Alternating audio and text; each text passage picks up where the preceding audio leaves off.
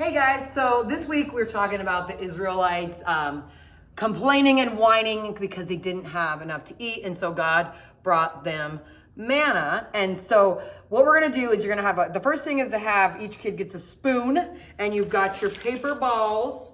Some of them have words written on them, some of them don't. So all you're gonna tell them is divide them into 2 teams. Each team will have a bucket or some container to put them in.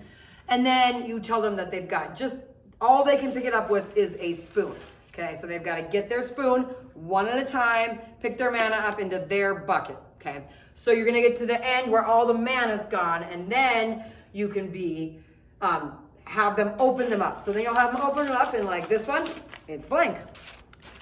This one, it's got a question.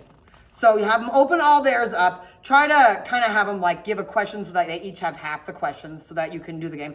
Then you're going to ask questions. So if they get the question right, they get 5 points. They get the question wrong, I think they lose points, and the other team, they lose 2 points, and then the other team gets a chance to answer and gain 5 points. Now there's a little twist in the game. Once you've done all the questions, you're going to count up how many, so you'll have your points from that. Then you're going to count up how many blank pieces.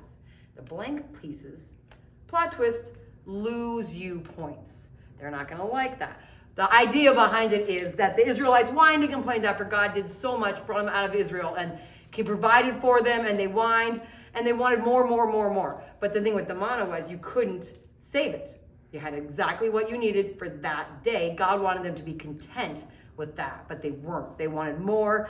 And so the leftover manna, it went bad. They weren't allowed to use that. And so this kind of represents that. So it's kind of, it just makes them think about our story a little bit and how they think they need more, but it doesn't always help them. So it's kind of helps them think of it a little bit more. The next thing you'll have is super simple. If you have a little extra time, have kids sit back to back, give them a Post-it note and a pencil, and then you're just gonna basically play a game of headbands. So they're gonna draw something. I'm gonna do something super simple, and they're gonna turn around, they're gonna stick it on the forehead of their partner without letting them see it.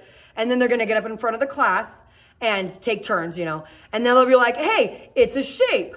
Hey, it means that someone loves you. And they'll give clues without being able to say what it is. And then they're like, oh, it's a heart, and they win. So each group gets to go and try to guess. So it's just basically like the game Headbands. And it just kind of helps us think about being content, and that basically what's really important is that we look at what we have now and be grateful for what we have. So it's just kind of fun stuff. Have a great time. Thanks for all you do.